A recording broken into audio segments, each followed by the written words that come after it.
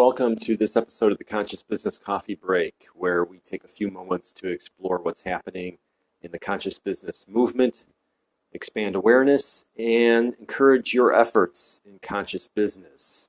My name is Stephen Donaco of Conscious Business Enterprise, a division of Humanities team. And on today's coffee break, the virtue of grounding conscious business. And pardon the pun, it's a bit of a pun there, maybe not the best one, but you'll understand in a moment. I was inspired by an article I saw in Yes Magazine called "How Far Can We Get Without Flying?" And this was written by a NASA climate scientist by the name of Peter Kalmus. And I had heard of this before. So basically, Peter is a climate scientist for NASA who essentially stopped flying, stopped using airplanes for travel. And because he had done an analysis of his carbon footprint flying and determined that that was so harmful to the environment, more than any other carbon burning, fossil fuel burning thing. And he just basically said that this is not sustainable at all. And I'd heard of him before, and I had tried to look him up, but fortunately this came up in my feed, this article written by him in Yes Magazine. So I really wanted to share this with everyone today. So basically back in 2010, he says he had this cognitive dissonance about being very aware of global warming as a climate scientist. And he said he hadn't yet made any changes to his own daily life. So this disconnect, he says, made me feel panicked and disempowered. And this is that spark within us, that yearning for oneness, the feeling of oneness, because as conscious beings, we inherently are all interrelated, interconnected, interdependent. So this is what Peter was going through. He's feeling this dissonance that he wasn't fully connected and conscious of the oneness that was deep within him, and he was waking up to it.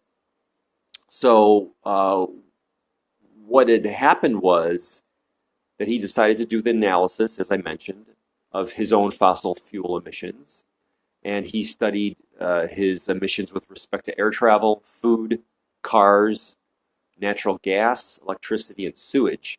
And he found that 2/3 of his emissions were from air travel. And in his job as a scientist for NASA, he traveled about 50,000 miles a year to conferences and meetings, because this is what those folks do. And he says hour by hour, or hour for hour, there's no better way to harm the planet than to fly in a plane. So not all of us travel 50,000 miles a year, but he recognized that the extent of his travel was in conflict with his own values and feelings of oneness.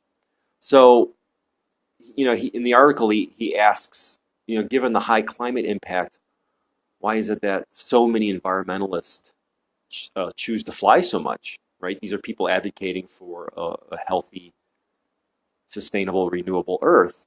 And he says he knows of climate activists who fly 100,000 miles per year. And he knows scientists who fly just about as much, but, quote, just don't think about it. So, and his theory is that many of us are addicted to flight, to air travel. We come to see it as a right, and it's a benefit of 21st century living that we certainly take for granted. And of course, it's something that's much less expensive than it used to be decades ago. And this is where, consciousness is a practice, right? So if you're a climate scientist, if you're another scientist, environmentalist, if you're working as a conscious professional, or if you're working in a business that is focused on restoring the self-renewing integrity of the earth, consciousness is a practice, and we must be ever diligent.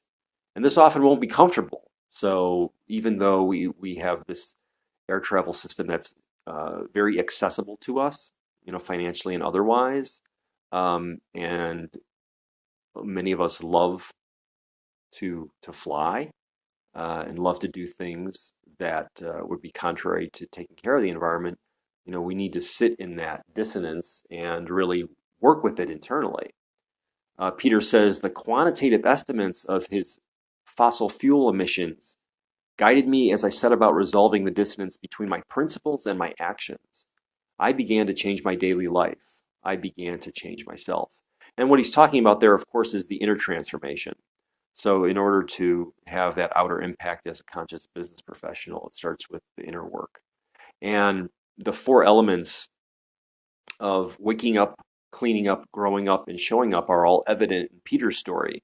So the waking up is that he becomes curious. He's curious about the impact he's having. He feels this dissonance. So he becomes curious about it, which then allows him to become informed by doing his own research. So that's waking up to it. And then cleaning up is resolving that dissonance between what he says my principles and my actions are. So he's he cleans that up internally so that he can be in resonance with himself and with the oneness, and then he decides to grow up. So growing up is about stopping the ignorance and stopping the feeling of entitlement and changing himself. And then the showing up finally is to change the daily life, in his daily life. So showing up with having done that inner transformation, showing up in the world, practicing the values that he's always had within him. And in his showing up, just some examples, he started bicycling to work and elsewhere, growing his own food, composting, converted to vegetarianism. He kept bees, rescuing discarded food, reusing gray water. He said, I became grateful for every moment and more aware of how my thoughts and actions in this moment connect to other moments and to other beings. So again, this is the return to oneness, feeling connected to all and resolving the cognitive dissonance that he experienced originally. Now, he also goes on to talk about the challenges of making this change. He says there's certainly social and professional pressure to do so because, again, in his line of work, climate scientists, environmentalists are flying to conferences all over the place. And he says there's just that peer pressure to continue keeping up the status quo, even though it's harmful. So it took him 3 years to actually quit flying altogether. And he says today he thrives by one, doing good work, doing his best work as a climate scientist, and two, by making the most of regional conferences where he can travel by car or by train, which have a much, much, much smaller carbon footprint than flying. And he also does teleconferencing.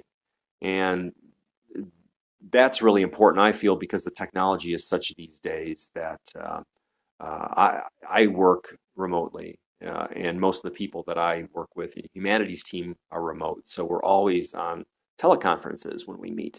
And the technology has come so far that you almost forget you are not physically present with others, that you're actually, even though you're all on the computer screen, the technology has come such a long way that those meetings are absolutely productive. There's no reason why we shouldn't be doing more of those. Peter says, not flying does hold back my career to some extent, but I accept this, and I expect the social climate to change as more scientists stop flying. And then he concludes by saying, chances are in the future, as this trend is more acceptable and more socially acceptable and becomes more socially conscious in his realm, chances are that we'll live nearer to our friends and loved ones, and we won't be expected to travel so far for work. Those both seem like good things to me. So I appreciate Peter writing this article, and I'll put a link to this in the comments to the video in Yes Magazine is where it appears, and you can read it online. And all of this affirms the Conscious Business Declaration, but in particular, I see Principle 6 at work here, that business that sees, honors, and celebrates the essential interconnected nature of all human beings and all of life, maximizes human potential, and helps create a world that works for all. So there you have it on today's Conscious Business Coffee Break. We'll see you again Friday, 9 a.m. U.S. Central Time for another edition of the Conscious Business Coffee Break. Have a great day, everyone.